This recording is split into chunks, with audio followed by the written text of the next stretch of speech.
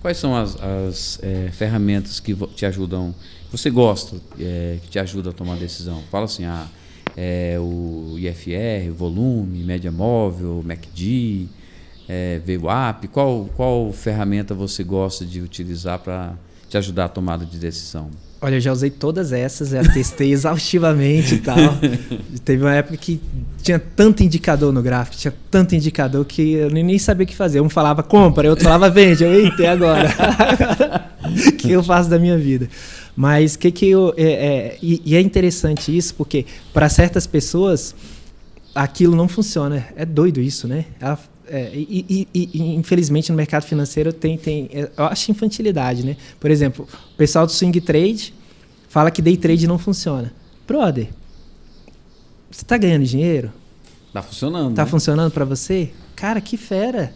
Aí vem falar do amiguinho ali que, tipo, não tem nada a ver. Se tá funcionando para você, tá tudo bem. Não quer dizer que não funciona. Quer dizer que você não é especialista naquilo e não conhece. Do time do gráfico, né? Às vezes você usa um time muito curto, pequeno, em 1 minuto, talvez alguns indicadores não vão funcionar mesmo, né? Mas não sei. Assim, tem indicador para tudo, para curtíssimo prazo, médio prazo, enfim, quanto maior for o prazo, mais chance você tem de ver um cenário maior e daquilo funcionar.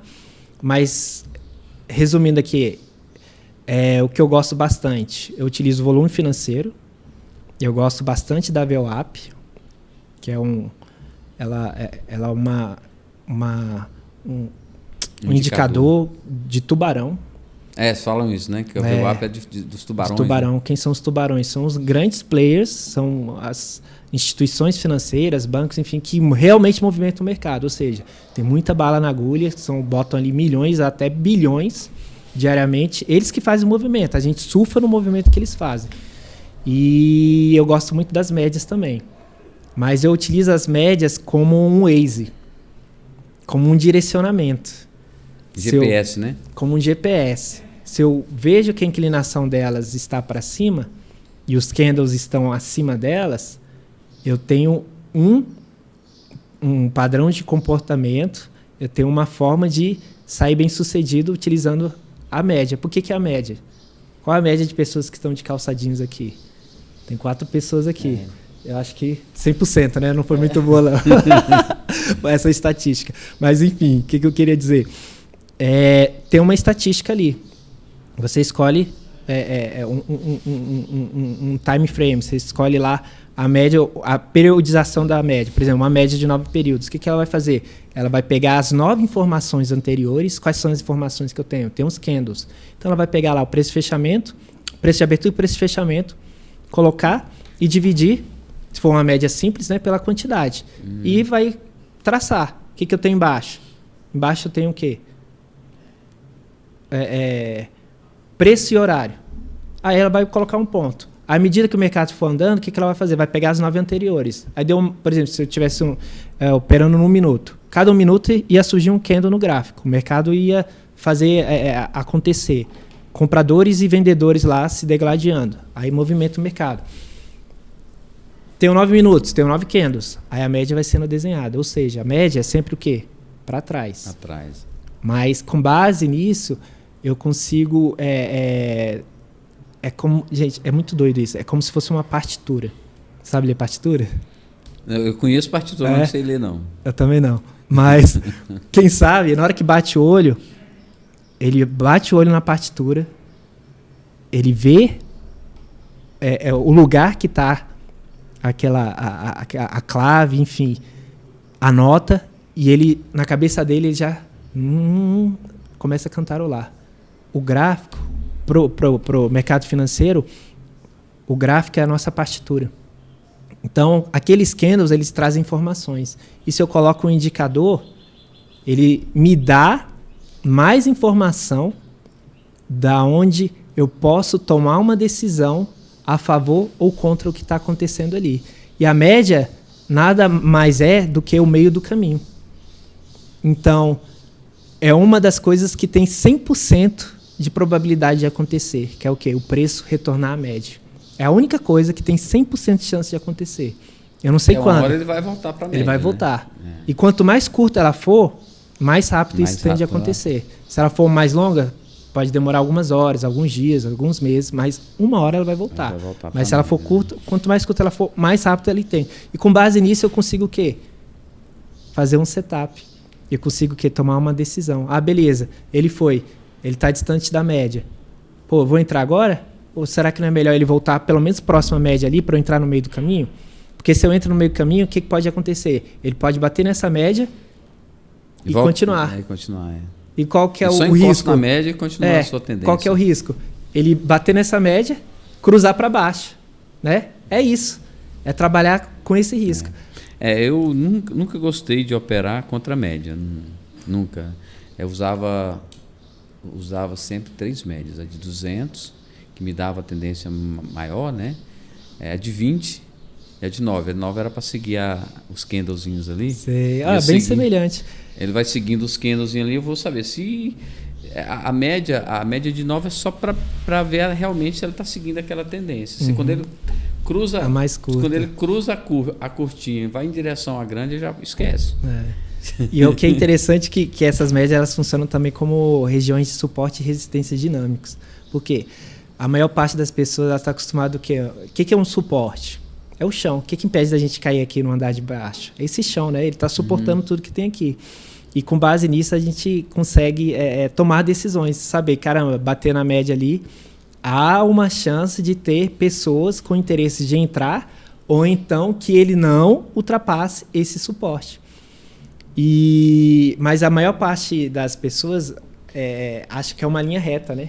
Quando na verdade pode ser inclinado. Pode ser que não. Aí que entra as médias e alguns outros indicadores também, que a gente chama de suportes e resistências dinâmicos. Tem vários. Tem vários, né? Tem vários. A média, o volume assim, eu sempre deixava o volume na tela, mas assim, eu não sou especialista em volume não, porque para mim aquele negócio de verde, aquele negócio ali, para mim não faz muito sentido, né? E é um dos poucos que reflete o que está acontecendo ali naquele momento, porque média é passado, né? Aquele ali é ao vivo. Mas tem um que eu gosto bastante, que é Fibonacci, também. Tá. Fibonacci, o que ajuda a gente, Fibonacci? É um indicador bem bacana para a gente ter clareza de alvos. Definir o alvo, né? Definir alvo. Definir o alvo, definir o stop, né? Também. E é porque depende, né? Porque o stop ele pode ser fixo ou ele pode ser técnico, né? O que é o fixo? Você determinar uma porcentagem, um valor financeiro. E o que é técnico? Você utilizar algo que está ali no gráfico, seja um candle anterior, uma média, ou então uma região de suporte e resistência. Então ele pode variar, ele pode ser até curtinho. Aí entra mais uma vez o que? Gerenciamento de risco. Eu sempre usei ele para definir o meu alvo, né? E eu sempre saía nos 50%. É? Sim. Sério? Porque eu tinha certeza que ele ia, né? Que ele ia lá, né? Às vezes eu até ensinava para as meninas que sai com certeza que você não vai perder, né? Às vezes, na maioria das vezes, ele vai lá no 100%. Né? É 61,8, né? Se não me engano. Acho que o 100% dele é 61,8. Tem um 1,8 antes. Né? E aí, mais ou menos, ele ia lá, mas assim, sai nos 50%, é garantido. Eu ensinei... Assim, tem várias formas de você traçar essa Fibonacci, né? Tem a expansão, mas é muito doido o Fibonacci. A gente, pelo menos para o que a gente faz lá, a gente utiliza tem extensão, a gente utiliza a retração para pegar alvos de extensão. Olha que coisa louca, que ainda funciona. E o que acontecia? Sempre. Ia lá, traçávamos a Fibo, superou a máxima, Fibo nele. Fibo está lá, primeiro alvo. Ele ia no primeiro alvo, ultrapassava. E agora, Diego? Eu ainda tenho um contrato aqui, eu ainda tenho um lote aqui, eu ainda quero operar. E está ainda a favor. Onde que eu vou sair? Aí o que eu fazia? Expandia um pouquinho, aí eu tinha um novo alvo de 100 acima, né? E às vezes o mercado continuava e eu ficava lá expandindo o negócio. O que eu faço hoje? Olha que coisa doida. E funciona. Eu adicionei várias faixas além da de 100. Do 100. Não, além de 100, depois de 100. Então eu tenho a de 100, depois eu tenho a de 138,2, depois eu tenho a de 161,8 e tenho a de 200. E pasme, Maior parte dos dias a gente pega todos os alvos. Ele vai no 200. Vai. E tem dia que a gente pega para cima e para baixo. Quem define isso é o mercado. Por exemplo, ontem. Ontem foi um dia muito doido. Foi um dia muito doido. Pegou todas essas faixas até 200, ultrapassou, depois o mercado inverteu. Assim, ele começou em tendência de alta, o mercado inverteu, pegou tendência de baixa. Pegou todos os alvos para cima e para baixo. A gente pegou a ida e a vinda. Olha só que coisa massa. Aí o cara que está ali no médio prazo, longo prazo, ele fez uma entrada e está aguardando o negócio aí, né? Aí se ele olhou numa determinada hora do dia, ele, caramba, tô bem. Aí depois voltou tudo. Olhou no final do dia, o que está acontecendo? Porque ele não está operando volatilidade, né? E pro day trader, né? Pouco importa. O importante é o quê? Eu me posicionar a favor do que está acontecendo. Então foram muitas oportunidades ali. Legal. Muitas oportunidades para pegar. Vamos falar um pouquinho de swing trade. Você acha que você usa o mesmo padrão que você... A análise que você faz no day trade, você usa ela também para o swing trade? Sim. A mesma leitura. O que muda? O time frame. Como assim? Qual o critério que eu utilizo para fazer a minha análise ali, a minha tomada de decisão para day trade? São tempos mais curtos, ou seja, 1, 5 e 15. Eu gosto mais do 1 e dos 5 minutos. O que isso quer dizer? É como se você estivesse dando um zoom in, zoom out. Aí tem que olhar no tradutor lá do Google agora, o que é zoom in, zoom out. Tô brincando. O que é zoom in? É como se você tivesse um microscópio aproximando. É aqui que você consegue ver. Peraí, o que está acontecendo ali? Você consegue ver um pouco mais de ruído. Quanto menor for o tempo gráfico. E agora para swing trade. O que é swing trade? É você ficar posicionado mais de um dia. Ou seja, um critério um pouco mais amplo. Então, o que eu utilizo? Eu utilizo o gráfico diário, ou seja, um dia, gráfico semanal e gráfico mensal para minha tomada de decisão. Seja especular a favor de uma alta e ficar posicionado naquela ação por semanas, meses ou até anos. Eu tenho que fazer entrada. E quando que eu vou entrar? Se eu estou vendo que ela está distante da média nesse tempo gráfico, posso entrar? Posso. Mas eu posso também ser o quê? Passageiro da agonia e descobrir que eu comprei por um preço mais caro e que ela está retornando. Ela vai retornar? Não sei. Mas tem um padrão de comportamento? O mercado não é como ondas, lembra que você perguntou de ondas de Elliott lá? O mercado não é como ondas, vai e volta, às vezes vai com um pouco mais força, aí você, caramba, que onda foi essa? Aí de repente vem aquela ressaca, né? Volta de uma vez e você, eita ferro. E às vezes não, vai e quando volta pouquinho. Então, é tudo uma questão de análise, tudo uma questão de time frame. Eu me sinto mais confortável quando o tempo para ação que permite, para eu ficar posicionado mais tempo, utilizar esse time frame maior. Mas assim... A tomada de decisão sua é no diário ou no semanal? O que eu faço? Eu olho no diário, no semanal e no mensal. Com base nessas 3 time frames, o que eu faço? Me permite visualizar de uma maneira maior, mais ampla o quê? Se está em tendência de alta, se está em tendência de queda, ou se está lateral. Lembra que eu falei para você? Ou ele sobe, ou ele cai, ou ele fica lateral. Com base nisso, eu estruturo o quê? A minha tomada de decisão. Peraí, será que vale a pena comprar agora? Tá caindo. Será que não vai cair mais? Será que não é melhor esperar ele quebrar esse padrão baixista, esse padrão de queda para eu tomar a decisão de comprar? Ou não? Não vou queimar todas as minhas fichas hoje. Tá caindo, vou comprar hoje, mas já estou ciente que pode cair mais. E se cair mais, eu vou comprar mais que está barato. Mas eu estou falando agora do médio e longo prazo, tá? Não faça isso se você estiver operando day trade, né? O negócio está despencando lá e você não, você eu vou comprar. Você acha que um período legal, uma semana? Sim. Comprar mas o diário, segunda, principalmente. Não, falo do swing trade, né? Sim. Comprar na segunda e vender na sexta? Aí entra a sua estratégia. Porque, às vezes, num dia, ele entrega o que você está buscando. Eu estou buscando, por exemplo, uma porcentagem. Valorizou ali 2% num dia. Aí você estava... eu estava satisfeito com 1%, entregou 2% no dia. Num dia. E às vezes demora um pouco mais, né? Eu já vi a ação disparar 10% e entrar no circuit break. Por quê? É a oscilação tanto para cima quanto para baixo. Foi muito brusco o movimento. Aí para a negociação. Aí, assim, por isso que é interessante você ter esse plano de trade. Você ter traçado, beleza, entrei no mercado, o que eu estou buscando? É uma ação, estou buscando uma valorização aí de 15%. Você vai ter isso num dia? Então, um pouco muito, difícil, né? É muito. tempo, né? Não é muito comum acontecer, principalmente no mercado brasileiro. Cripto, lá fora, é um pouco mais... Possível. É possível, né? Não é fácil. O né? mercado estrangeiro, americano, ele é mais volátil que o brasileiro? Ele é mais maduro. Ele é muito mais maduro que o nosso. O nosso mercado, inclusive, uma fala deles, é um dos mais difíceis de se operar. O mini índice. É muito doido. E tem muito robô também, né? Então, às vezes você vê umas movimentações que não tem padrão nenhum. O que é isso? É o robô jogando para cima e ele vende, compra, que jogou para compra. cima, comprou. Ele não consegue comprar que nem a gente, né? Numa faixa só. Ele tem muito dinheiro, então ele precisa atuar em várias regiões. Aí nisso, outros players, né? Até se estão lá, compram a ideia e joga para cima que ele faz, beleza, preciso sair. Eu não consigo sair de uma faixa. Por quê? A bolsa, ela faz essa intermediação entre compradores e vendedores. Se tem alguém comprando, do outro lado tem que ter alguém vendendo, né? Aí, se, por exemplo, quero comprar 500 e do outro lado só tem 300. Digamos, só tem nós dois na bolsa, né? Que não é verdade, é só uma conta de padaria, um exemplo. O que vai acontecer?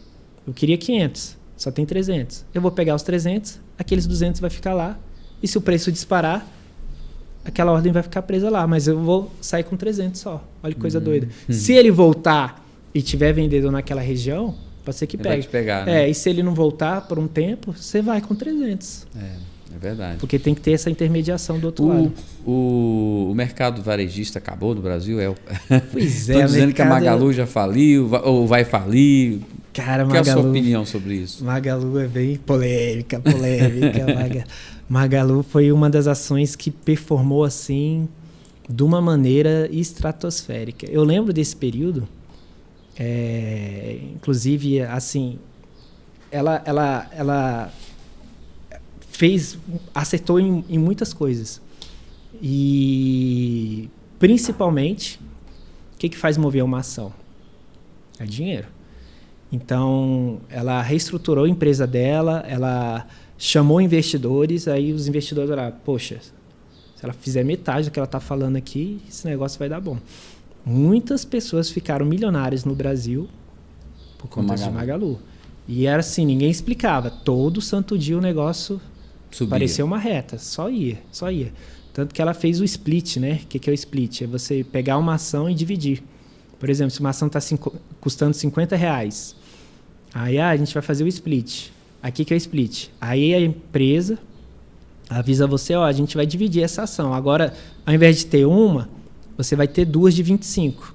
O que você pode fazer? Você pode manter, ficar com uma, 25, ou você pode manter e ficar com duas, mas agora vai valer 25. Se eu não me engano, ela fez isso 2 vezes, tá? Eu peguei a primeira vez que ela fez, eu estava mais de R$80 a ação dela. Caramba. E eu lembro, falei, cara, não vou comprar essa ação, porque você tem que comprar 100, né? R$8.000, sei, para você comprar uma quantidade de ação mínima, né? Aí não vou comprar Magalu, né? Nunca surfei na Magalu. Conheci muita gente que surfou e deu muito bom.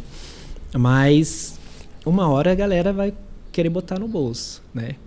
E é independente, né, do que acontece. Às vezes a gente fica muito presa à notícia, né? A gente acha, às vezes a notícia faz preço, tá? Mas no caso do mercado, às vezes, para fazer sentido, a gente busca a notícia. E o pessoal do jornal tem que escrever, aí ele busca... não, foi a fala do ministro ali que fez o mercado cair. Brother, desculpa, mas não foi. Diego, você está falando que o jornal está errado? Não é isso. O mercado ele funciona da seguinte forma, não é o que acontece, é como ele reage ao que acontece. Deu um exemplo aí, a história longa aí do que aconteceu com a Vale. Como o mercado reagiu. O negócio voltou e hoje já está... E foi muito rápido que ele voltou. Lembra que eu falei? Ele fechou a um valor, 50, volta na casa de 50, abriu lá embaixo, Foram poucos dias para ele voltar para casa dos 50 de novo. Olha que loucura. E aconteceu uma fatalidade. Por quê? Não é o que acontece, não é uma fala e tal. Uma fala, ela pode promover, na verdade, mais uma ação, ela pode promover o mercado uma saída de um player. Especulativo, né? Por exemplo, o Elon Musk disse, vou comprar o Twitter. As ações do Twitter vão lá em cima, né? Por que não foram? Quero comprar mais. Caiu de novo. Mas por quê? É o efeito manada, né? É o efeito manada. Exatamente. Por quê? Várias pessoas, o cara tem visão de mercado. Vou aproveitar enquanto tá barato e vou entrar. E vários outros players, quando eu falo player, não é pessoa física, né? Porque se todo mundo fosse milionário aqui nessa sala, agora já deu 300. Todo mundo aqui tem 10 milhões. Vamos comprar todo mundo aqui a ação da Magazine Luiza. A gente vai fazer o mercado subir? Não vai. Pode até um momento que não tem muita volatilidade, que ela deu uma pancada assim para cima, vai chegar outro player, eita, legal, estava querendo sair nessa faixa de preço. Joga. Se a força vendedora for maior, vai continuar para baixo. Hoje ninguém mais vai apostar na Magalu? Então, a Magalu virou a Oi? O setor de varejo em si tem não é preconceito, né? Tem alguns conceitos. Até no mercado americano, ele não costuma performar muito bem no longo prazo, assim, por vários anos seguidos. Ele até performa bem e tal, mas chega um momento, ele chega a um ápice que depois ele desenrola e quebra. A gente tem alguns exemplos disso na Bolsa, né? E no nosso caso, o setor de varejo não tem nenhuma assim, performando assim, tão bem e que esteja... Americanas, né? Americana, pagar. Tem um setor de eletrônicos, tem um setor de vestuário e tal, essa parte de varejo. Eu, no caso de Magazine Luiza, tô dizendo, não é uma recomendação, tá, gente? Eu prefiro surfar nessa tendência de queda do que... Acho que ainda vai cair mais, né? Ela tá o que hoje? Eu até olhei, mas eu não lembro o mas valor. Acho que na casa dos 4. Na casa dos 4. Caramba! Uma ação que valeu... Ela chegou a R$2. R$2? Ela chegou a 2, na casa dos R$2. Virou Oi, né?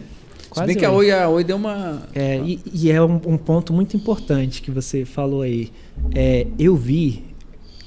eu não estou querendo dizer que eu sou melhor do que ninguém. Até porque eu sou suscetível a erro. Eu erro, eu perco dinheiro também. Eu não ganho todos os dias. Enfim...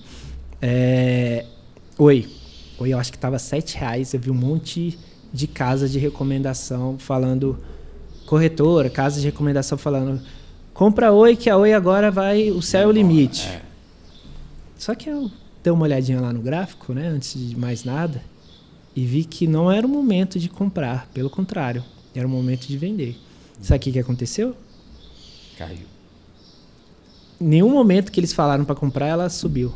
Ela só caiu. E eles continuaram falando, ixi, agora tá mais barato, compre Oi. Cara, olha aí que entra aquilo que a gente começou conversando, conflito de interesses. Tá? Claro que tem um órgão regulador, né? Mas, enfim, não estou querendo dizer quem está certo, quem está errado, mas estou falando de fatos, tá? O que aconteceu. Eu vi várias casas falando que era para comprar e o ativo só quase virou pó. Chegou a centavos. Olha que loucura. Agora imagina. Eu vi Oi de... Mas eu nunca comprei Oi. Mas eu vi Oi de 75 centavos, né? Aí depois eu vi ela R$2, né? Claro que o timing é importante. Imagina, quem comprou a 75, ela foi a 2, se deu bem. Mas e o cara lá? Que chega no churrasco e fala, estou 100% de Oi já e tal, não sei o quê. E nessa corrida eleitoral, é um período que tem muita volatilidade na Bolsa. Então, é um período, se você tem um conhecimento... que o Roberto Jefferson vai dar tiro na polícia? Caraca, que loucura. Que loucura. Louco, moço. Olha que ponto chegamos. Mas assim, esses períodos são marcados de muita volatilidade. O negócio pode tanto entrar em tendência, como também pode subir pra caramba e depois voltar tudo.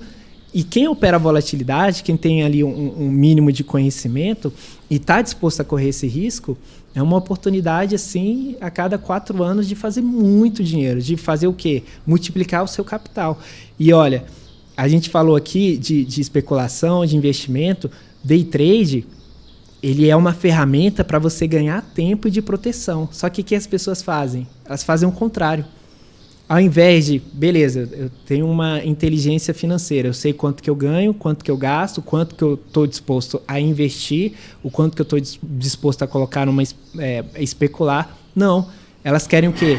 Já ganhar acima do salário delas, logo de cara, sem estudar, sem ter conhecimento, porque ela viu um vídeo no YouTube. Não estou dizendo que ver vídeo no YouTube seja ruim, tá? Pelo contrário. Inclusive, você que está vendo esse vídeo já tá até aqui com a gente aqui. Eu gosto de você. Eu gosto de você, que assiste até o final os vídeos. Já deixa o like aí. Deixa o like aí, gente. E assim, querem pular etapas, entende? Não estou dizendo que está certo ou errado, até porque tem gente que aprende com mais facilidade, tem gente que precisa ter um domínio maior, ter uma insegurança maior para tomar decisão, mas enfim, é uma irresponsabilidade você achar que vai se tornar milionário com day trade. Não, day trade é para você ganhar tempo, é algo que começa com o quê? Uma renda extra, você aprendendo, dominando oscilação, ciclo de mercado, entendendo se posicionar a favor do que está acontecendo, essa renda extra pode se tornar a sua renda principal. E a partir daí... Começa com o plano B, né? Trabalha com o plano B. O que ele está falando é mais ou menos isso. Você tem o seu plano A, que é o seu trabalho, seu emprego, que está lá garantido, seu salário todo mês. Começa com o plano B, né? A bolsa lá, investindo um pouquinho. Daí a pouco, esse plano B seu vira seu plano A e você sai do seu emprego. É muito doido. Mais ou menos isso aí, né? Mais ou menos isso. Mas assim, é porque tem gente que tem muita pressa, né? Principalmente de ganhar. Mas, pelo menos a forma que eu ensino, a metodologia que eu utilizo, é assim, gradativamente você vai aumentando a sua exposição. E o que você faz com esse dinheiro? O que você quiser. Você pode, inclusive, utilizar como uma garantia maior para você operar mais. Uhum. Ou você pode entrar em outras frentes. Você pode colocar ele na renda fixa, no fundo imobiliário, comprar ações. Aí, o que acontece? Aí você passa a ter o quê? Várias frentes, várias fontes de renda. Aí você vai chegar esse momento, eu espero, na sua vida, que você para de trabalhar pelo dinheiro. O dinheiro trabalha para você. Por quê? Você fez a coisa rodar, você fez a coisa acontecer. E você não precisa necessariamente o quê? Operar todo dia. Por quê? Você já tem vários outros rendimentos, várias outras fontes de renda que você utilizou o day trade para o quê? Chegar mais rápido lá e multiplicar seu dinheiro mais rápido. Legal. A gente falou que o varejista, o mercado de varejo hoje está em baixa, né? Qual seria o mercado que está em alta? Então, como a gente está num período de muita oscilação, o mercado está meio truncado. Tem alguns dias que a bolsa, né? Está performando bem, maior parte do setor bancário, petróleo e consumo tá bem. Ferro, né? Aço, né? Tá bem, mas no outro dia você vê que devolve além do que subiu. Então, a resposta que eu posso te dar é depende. Depende do que você quer fazer, de quanto tempo você vai ficar ali naquela operação, de qual o seu objetivo em relação àquilo, né? Porque, por exemplo, Petro estava, assim, que até quando eu saí de casa, Petro estava recuando. É uma oportunidade para quem quer operar. Entrar, né? Não é uma recomendação, não estou falando para você comprar Petro, tá, gente? Mas é uma oportunidade graficamente de quê? Médio e longo prazo, para você não comprar um preço mais alto. Porque ela está recuando. Tá vendo como depende do referencial, da também, estratégia, né? E do time? Uhum. Agora, quem está especulando ali no dia, comprar e ele continuar caindo, vai tomar um prejuízo. Então, o interessante é o quê? Você, no day trade, tá vendo? Uhum. Tudo depende do que, da sua ótica, do que você está buscando e do que você quer ali com aquela ação. Vamos imaginar que uma pessoa queira investir R$5.000. O que você recomenda para ela? Pegar R$5.000 e colocar em uma ação, pegar R$5.000 e dividir em 5 ações, ou dividir em 3 ações e tirar parte desses R$5.000, digamos, R$2.000 para o day trade. Qual seria o que uma pessoa com R$5.000 que ele fala, esses R$5.000 ele não está no meu planejamento, ele é um dinheiro que eu posso rasgar, ele não vai me fazer falta, é o dinheiro que eu tenho aqui que é para investir mesmo. O que você falaria para essa pessoa? O que eu sugiro, tá? Eu não posso falar o que você vai fazer e tal. Até nem tenho controle em relação a isso. Mas o que eu sugiro? A primeira coisa, investir em conhecimento. Segundo, você conhecer o seu perfil de investidor. Com base nisso, você vai saber, beleza, eu sou conservador, eu vou ficar doido. Se o negócio amanhã cair e eu vou ficar o tempo inteiro dando F5 lá para ver como é que tá o negócio lá. Então, você conhecendo o seu perfil, você vai lidar com produtos atrelados a seu perfil. Então, você vai ter muito mais qualidade de vida e saber exatamente o que pode acontecer. E com base nisso, você conversar com um assessor para ele te falar, olha, beleza, seu perfil é esse, não é? A gente tem esses produtos aqui que são excelentes para você. Mas ele precisa conhecer também o que você quer. Ah, Diego, esse dinheiro aqui eu posso perder e tal, mas é um dinheiro que eu quero, aqui uns anos, fazer um intercâmbio. Ah, é um dinheiro para uma viagem, beleza. Então, quanto tempo? Ah, daqui uns 5 anos, ótimo. Vai ter só esse dinheiro ou você vai aportar mensalmente? Não, vai ser só esse dinheiro aí. Tá vendo? Uhum. Vai, assim, tem algumas variações aí que você pode pensar e com base nisso ele vai traçar um plano. Beleza, o que a gente pode fazer? Vamos colocar aqui, ó, nesse fundo, que se você deixar 5 anos parado ali, ele vai te dar além do que está dando aí mensalmente num que você pode resgatar no curto prazo. Com base nisso, aí ele, não, eu sou o cara do risco, eu sou o cara que já chega dando a voadora na porta. Beleza, você pode perder tudo. Sim, o que você vai fazer? Então, você vai para qual mercado? De renda variável, né? Mas você pode se proteger também? Pode. Aí entra o quê? A diversificação da carteira. Diversificação de carteira não é sinônimo de lucro, é sinônimo de proteção. Por quê? Se você compra uma ação, beleza, agora eu tenho grana, vou comprar outra. São de setores distintos. Quer dizer que uma subir, a outra vai subir também? Gente, são empresas diferentes. São momentos diferentes que cada empresa está passando. São investidores diferentes. Então, a gente não pode querer controlar e esperar que elas vão subir. Pode acontecer? Pode. Mas, às vezes, não. Aí, o que acontece se você tem uma carteira diversificada? Ou seja, uma sobe, outra cai e no final você fica no lucro. Às vezes você fica no 0 a 0. Ou, às vezes, você fica num leve lucro. E, às vezes, dá muito lucro. E às vezes você fica... Se você tiver 5, 3 derem um lucro grande e 2 derem um prejuízo pequeno, você vai ficar no lucro bem. Bom, né? E tá tudo bem. Porque você já está ciente do risco. E o risco é esse. Por isso que 5 mil para diversificar... É pouco, né? É pouco. Por quê? Tem... as ações elas são categorizadas assim...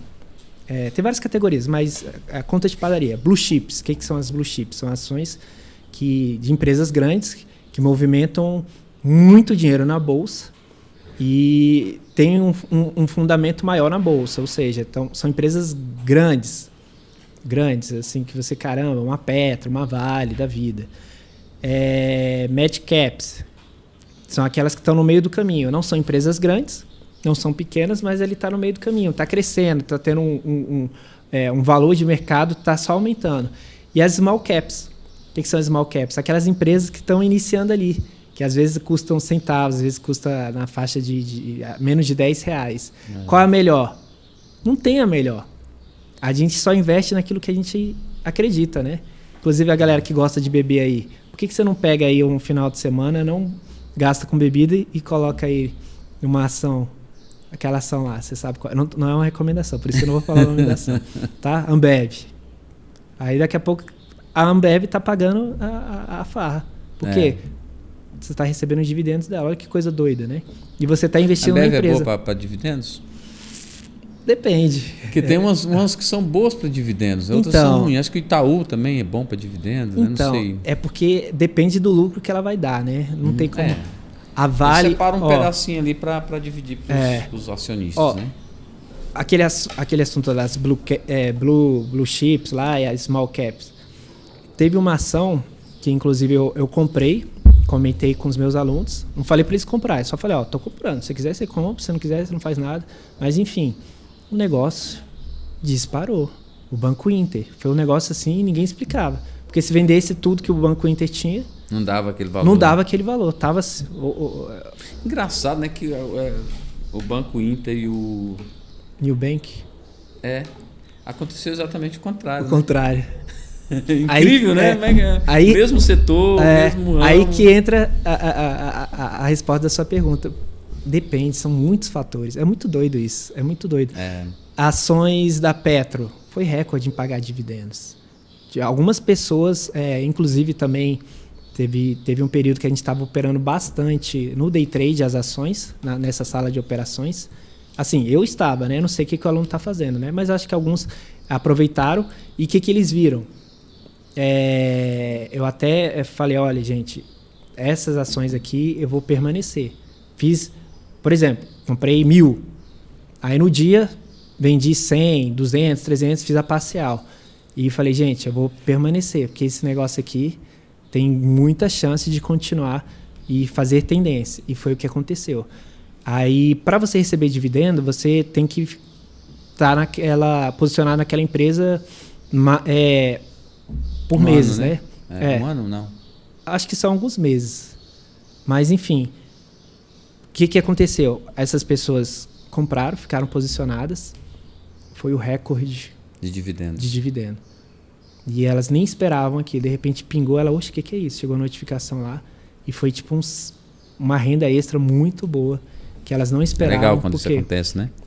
Cara, é sensacional. Porque aí entra mais uma vez o quê? Você saber do risco, você saber onde você está pisando, você ter uma estratégia e diversificar principalmente as suas fontes de renda. Eu não preciso ficar só fazendo day trade. Eu falo com meus alunos... Não colocar os ovos num cesto só, né?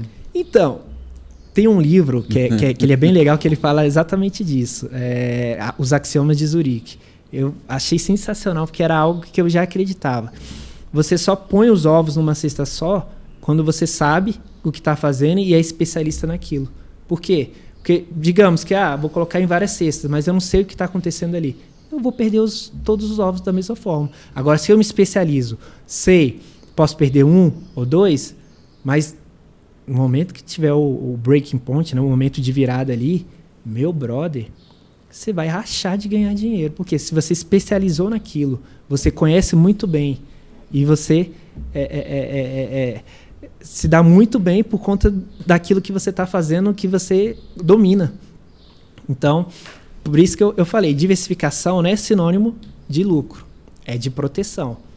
Para quem tem um perfil um pouco mais conservador e tal, diversificar é excelente. Porque, aquilo que a gente falou, a gente não tem um controle sobre o mercado. Então, se uma está performando bem e outra não está, você está protegido. Inclusive, tem estratégias, aí são grandes empresas que fazem, bancos, até para quando pega seu dinheiro, você vou deixar meu dinheiro investido ali. Estratégias de hedge. O que são estratégias de hedge? São estratégias de proteção. Aí é um negócio um pouco mais complexo. O que eles fazem? Beleza. Se o mercado cair, se acontecer isso com o mercado, será que não é interessante a gente já estar ali posicionado? Beleza. Aí eles se posicionam. Para que é importante esse hedge? Por exemplo, uma empresa, uma multinacional, uma Petrobras da vida, vai comprar algum equipamento que custa alguns milhões, 100 milhões de equipamento. Hoje, digamos que o dólar esteja R$5. Aí beleza, aí eles compram o equipamento lá parcelado lá em 60 vezes no carnê da Casas Bahia. Tô brincando, mas 60 vezes. Hoje, R$5. Mês que vem, se tiver 5,50. Caraca. Já é uma fatia maior. E se no outro mês tiver R$6? Caraca, a gente tem dinheiro para pagar esse mês? E se no outro mês tiver R$7? A empresa quebra. Se ela não tiver o hedge, se ela não tiver um setor ali para proteger aquela operação, e como é que ela faz isso? Tem várias formas de fazer isso, operando tanto a favor e em contrapartida também contra em determinados ativos. Então ela pega os cenários e faz essa proteção.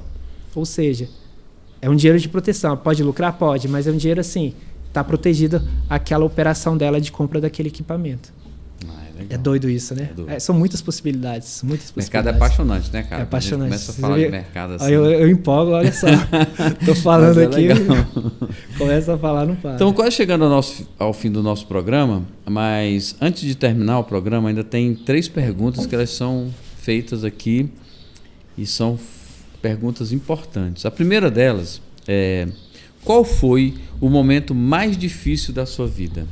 Ixi, essa é uma pergunta... Já passei muito perrengue nessa vida. Mas, assim, o mais atual e mais marcante para mim foi a morte do meu pai. Ele teve câncer e, infelizmente, o câncer levou ele. E foi bem foi em 2020, bem no período do ápice Da pandemia? Da pandemia e o câncer era no pulmão. Então, eu acompanhei tudo, esse processo, ele separado da minha mãe, desde que eu era pequenininho. Mas, como tudo na vida, né, não é o que acontece, né? É como você reage ao que acontece, né? Eu não tive... Ele não foi... Eu brinco, a minha esposa até fala para não falar isso, eu brinco que ele era meu super-herói, né? Um homem invisível, né? Ele nunca estava presente. Mas eu tive a oportunidade de ficar com ele no hospital, ali... O tempo que eu fiquei com ele no hospital foi mais tempo que eu fiquei a vida inteira. Então, para mim, aquilo foi assim, um tempo de qualidade, o tempo que eu pude estar ali com ele, acompanhando ele quando ele mais precisou. Legal. A segunda pergunta é: qual foi o seu maior arrependimento? O que você mudaria em alguma coisa que você fez, que você se arrependeu? Eita, essa aí tá uma pergunta que é uma das tópicos da galera que... Sabia que fizeram essa pergunta para pacientes terminais? E eles responderam que eles se arrependiam daquilo que eles não tinham feito. Olha que coisa, eles podiam falar de perdoava, mas era daquilo que eles não tinham feito. Mas no meu caso específico, assim, já fui muito tímido. É mesmo? Não parece, né? Não. Assim, a pontos, assim, se uma pessoa sentasse do meu lado, por exemplo, uma garota sentasse do meu lado, assim... Eu ficava nervoso, minha mão suava e tal. Perdeu muitos namoros. Nossa! Enfim, eu já fui bem judiado, né? Hoje o tempo me fez bem. Era bem judiadinho quando era mais novo. Mas, enfim, respondendo a sua pergunta, eu acho que eu ousaria mais. Eu seria mais ousado, eu viajaria mais, eu teria feito um intercâmbio, morado fora do país. Ainda está em tempo, mas é algo que... Eu não tinha mentalidade para isso. Deus sabe todas as coisas, né? Mas, enfim, eu era muito tímido, era muito, assim... não pensava nessas coisas e não investia meu tempo fora da caixa, né? Eu ficava ali muito preso. Então, se eu pudesse voltar no tempo, eu com certeza teria passado mais tempo viajando, criando, né, e vivenciando mais experiências assim fora aqui do Brasil. Legal. E para a gente terminar, qual será a mensagem que você vai passar para o seu filho, a mais importante, que você quer ensinar para ele? Essa é profunda. Eu acredito que fazer o bem, né? Fazer o bem, respeitar as pessoas, buscar conhecimento e buscar aprender, ser um eterno aprendiz e com certeza se aproximar de Deus, que o mais importante de tudo, né? Uma das decisões, né, mais importantes, né, que a gente faz. Eu acredito que a primeira é o Deus, né, que você vai servir. Depois a pessoa que você vai decide casar, né, a pessoa que você vai querer ficar o resto da sua vida. E o restante que vem depois. Então, ele tendo bem fundamentado isso, sempre buscando fazer o bem, se aperfeiçoar, eu acredito que ele vai crescer e vai ser bem sucedido. Amém. Muito obrigado pela sua presença aqui no Despluga. Eu que agradeço. Quiser deixar uma mensagem final, pode deixar a sua mensagem. Agradeço vocês que estão aqui até agora. Como eu falei, vocês são meus favoritos. Eu gosto de vocês que assistem até o fim. Quem quiser seguir a gente, acompanhar o trabalho, Iolo Investimentos. Tem um site também, ioloinvestimentos.com.br. É com Y, viu, gente? Y-O-L-O, Iolo, né? Exatamente, Y-O-L-O, Investimentos. E qualquer dúvida que vocês tiverem, vocês mandam para... Tô brincando, pode mandar para mim que eu respondo. Tem um Instagram também ali que eu tô ali para responder, para ajudar vocês no que for preciso. Obrigado.